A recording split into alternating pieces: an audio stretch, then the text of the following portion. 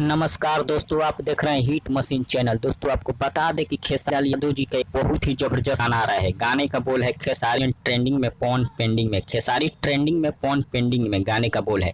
इसे लिखे हैं पवन पांडे और शंकर सिंह का म्यूजिक है। इसे गाए हैं खेसारी लाल यादव और अंजलि भारती ने। दोस्तों गाना रिलीज से पहले इस पर बहुत सारे विवाद हो रहे हैं, लेकिन आपको बता दें कि विवाद करने का इसमें कोई ज़रूरत नहीं है, क्योंकि यह गाना पवन पांडे के ऊपर लिखा गया है। पवन पांडे ने खुद बताया है कि मैं अपने ऊपर इस गाने को लिखे हैं, और खेसारी लाल जी ज़्यादातर गाने उनका ट्रेंडिंग में रहता है, इसी के ऊपर इस गाने को लिखा गया है। इसलिए पवन सिंह के फैन से अनुरोध है कि कृपया इस गाने को विरोध ना करें, क्योंकि यह गाना पवन सिंह के ऊपर नहीं है।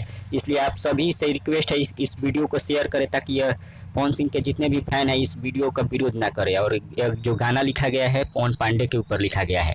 तब तक मिलेंगे अगले वीडियो में, बने रहिए हमारे साथ। धन्यवाद।